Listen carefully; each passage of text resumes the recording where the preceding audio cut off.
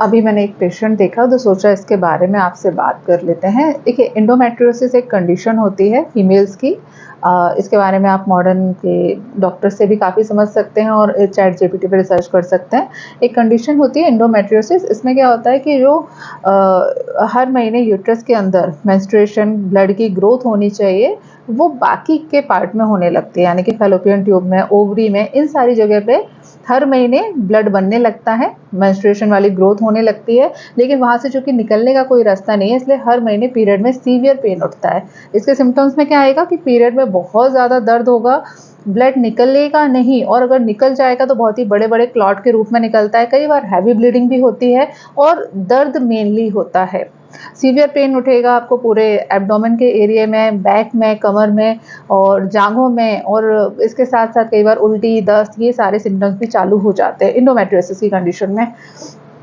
अब मेरे पास इसकी एक पेशेंट आई, जस्ट मैंने अभी देखा तो मैं सोचा आपसे बात कर लेती हूँ, क्लिनिक का टाइम भी खत्म हो गया था।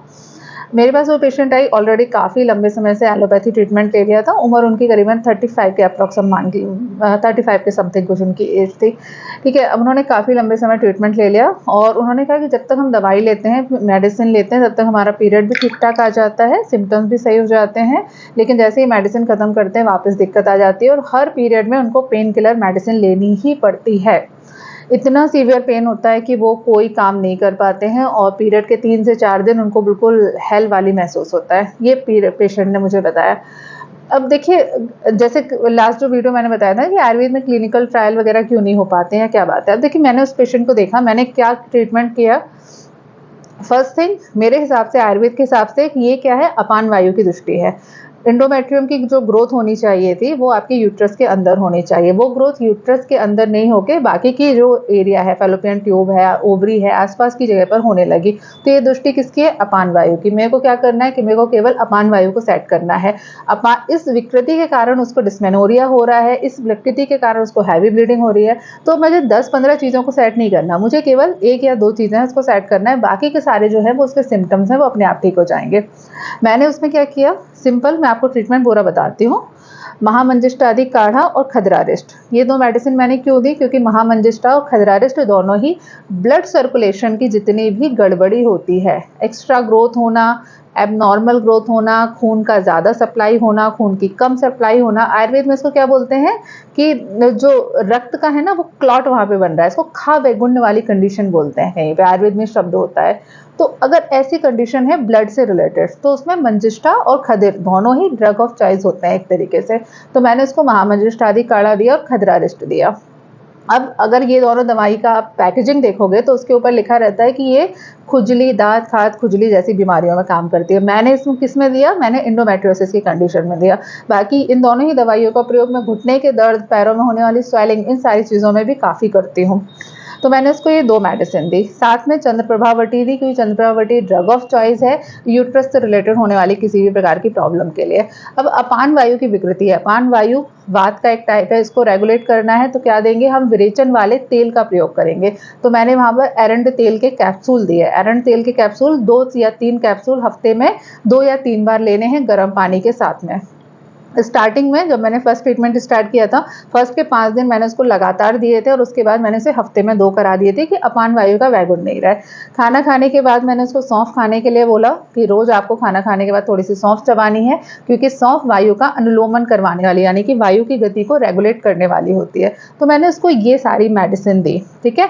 उसको कॉन्स्टिपेशन भी होता था, तो उसके लिए मैंने उसको त्रिफला का काढ़ा दिया। त्रिफला का काढ़ा घी मिला के मैंने उसको सेवन करने के लिए हफ्ते में 2 बार।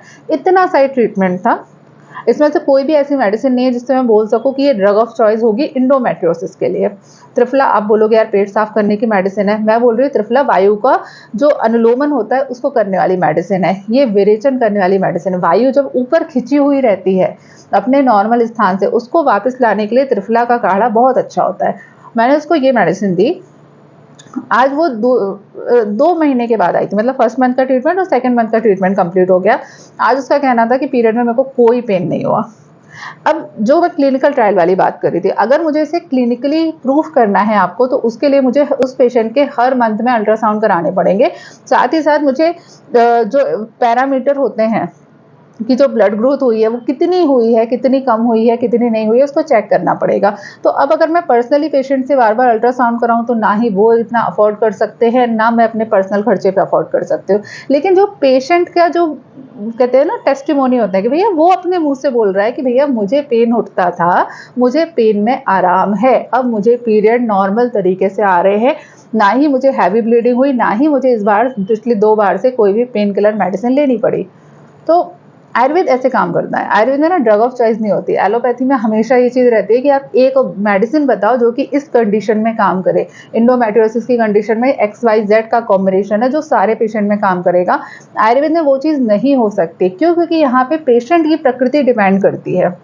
अगर ये पेशेंट इसको वात वैगुण्य नहीं होता, पीरियड में पेन उठ रहा होता है, रिपोर्ट में एंडोमेट्रियोसिस आया होता है, लेकिन उसको कॉन्स्टिपेशन नहीं होता, तो हो सकता है मैं उसको त्रिफला का काढ़ा नहीं देती, मैं उसे कुछ और चीज़ देती और कुछ और चीज़ देने से उसको रिजल्ट आता। अगर वो पित्तज प्रकृति के होते तो हो सकता है मैं उसको अभिपत्ति कर देती या फिर मैं उसको सनाई का या फिर अलसी के तेल का प्रयोग करती। तो ड्रग ऑफ चॉइस आयुर्वेद में नहीं होती है, लेकिन आयुर्वेद डेफिनेटली काम करता है। आयुर्वेद की क्लिनिकल ट्रायल होने चाहिए। उसका एक ही तरीका है कि बड़े-बड़े हॉस्पिटल के साथ में सेटअप किया जाए कि भैया आपके यहाँ जो पेशेंट आते हैं हम उनके ऊपर ट्रायल करेंगे, या फिर गवर्नमेंट ऐसी जो प्राइवेट कॉलेज होते हैं या गवर्नमेंट कॉलेज होते हैं वहाँ पे इतनी फैसिलिटी हो, हर एक पेशेंट का रिकॉर्ड रखा जाए, हर एक पेशेंट के अल्ट्रासाउंड और जितनी भी जांचें होती है वो मॉनिटर की जाए, उसका रिकॉर्ड मेंटेन किया जाए। अनफॉर्चुनेटली ऐसा होता नहीं है, लेकिन आयुर्वेद काम डेफिनेटली करता है। तो एंडोमेट्रियोसिस की कंडीशन में मैंने क्या ट्रीटमेंट फॉलो किया वो मैंने आप लोगों को बता दिया। इसको आपको फॉलो नहीं करना है।